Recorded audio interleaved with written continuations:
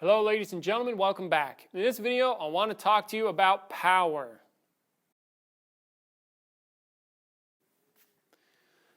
This comes a little bit off of, I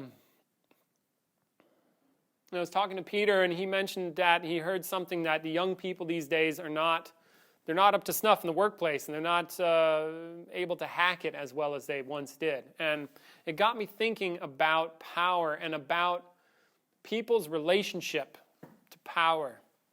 Because I can imagine that as you're listening to me, like right away I say power, you probably have a relationship. When I even use the word power, and I'm a white guy.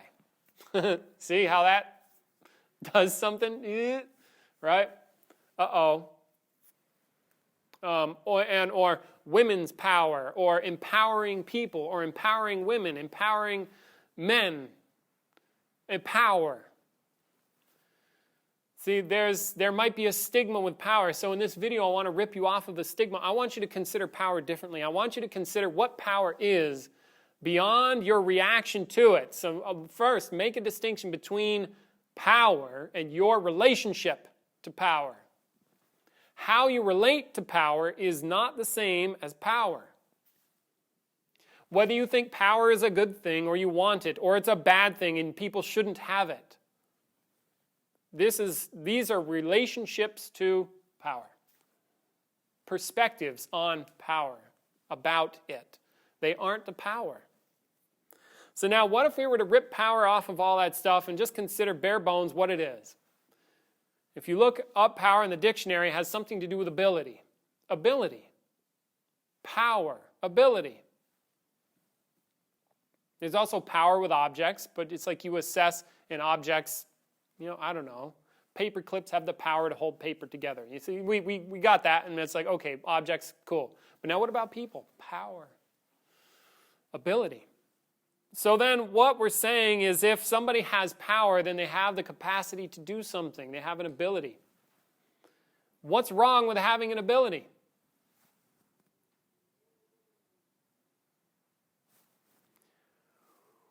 What if we take power out of a social stigma and look at, well, how is it that people have power? What is it that makes a powerful person? Because you can discover these things. Power does not arise, all on its own with people.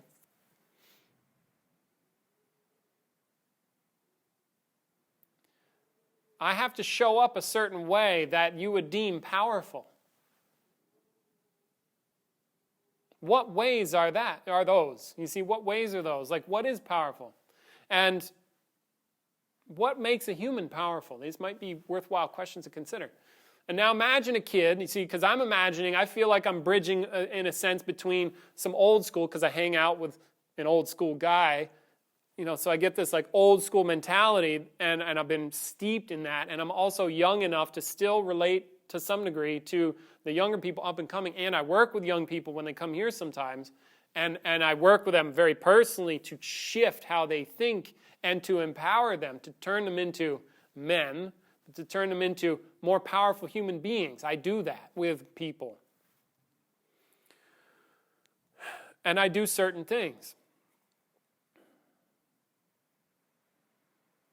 And if what I've heard is true, that young people, and I see in young people, they lack a certain presence. They lack a certain clarity of mind. They lack a certain ability to communicate and speak up. They're concerned with what other people think of them, probably too much.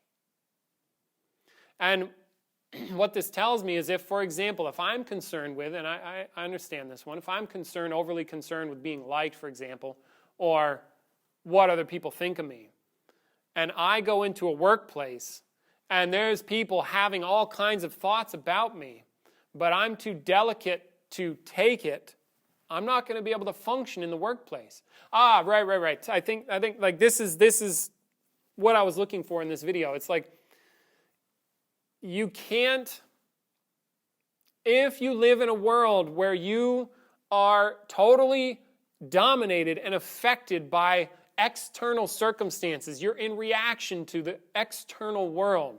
Oh my God, they said something, I'm hurt. Oh my God, they had a thought, I'm hurt. I can't function. Oh my God, they're looking at me funny. I'm feeling uncomfortable. Oh my God, they said the wrong things. I'm uncomfortable. I can't function.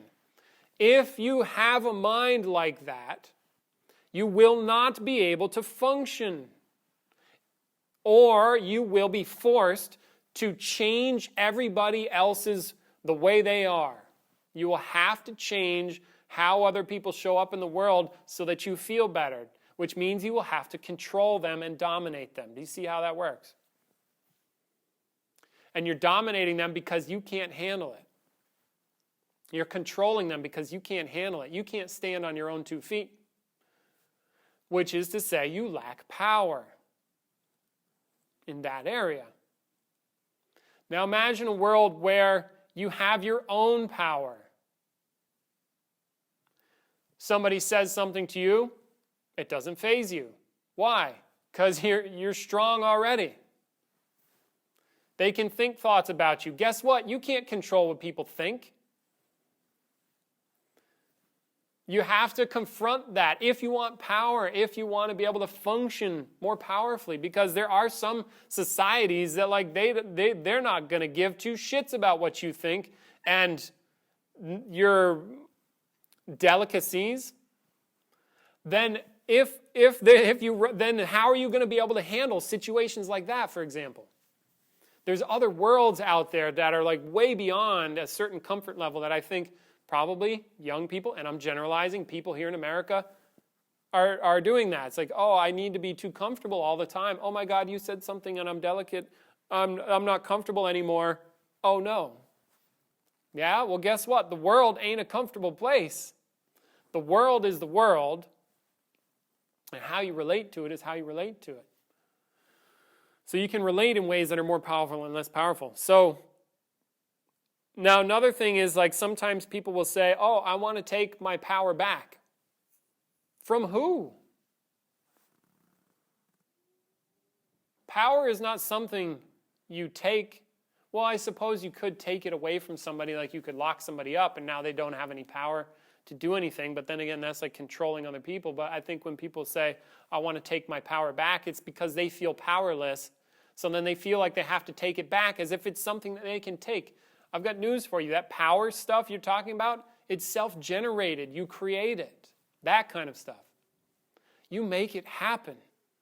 You decide to be powerful. It doesn't happen because you do stuff like controlling other people out there, although you could have powers to control people. Again, that's different from what I'm talking about. It's a decision you make. You get off your ass and you decide to show up in this world powerfully. If you don't make that decision, it won't happen. So you get what I'm saying?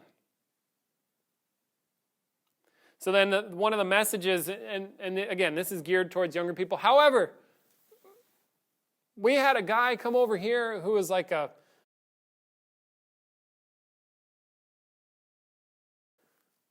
this guy, in the middle of a contemplation intensive, which is a very serious thing, you're invited to check it out, of course. We have ground rules for safety. He broke the ground rules because it was no, he's too good for the ground rules. And so even corporate bigwigs can be children, okay? So maybe this is not just geared towards young people, it's just geared toward people. All right, he had no power in himself to be disciplined enough to uphold the ground rules because he was childish in this case. You can't tell me what to do. I'm going to eat the nuts or whatever. It was a cashew, I think, or maybe an almond. It was a nut. Okay, so when you say I'm going to take my power back, you're thinking about it as if something external to you, and so one of the real contributions in this video is it's not external to you. It's you. Do it. Be powerful. How is that going to show up? However you like. Just make it powerful.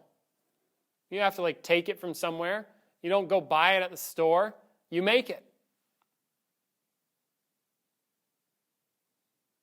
I'm reminded of what I recall of the story of Tony Robbins or something. At some point, he was like broke, I don't know, in a bathtub in a shitty apartment, and he made a decision. He's like, you know what?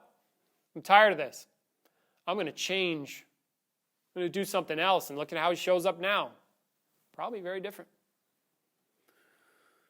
That's a decision.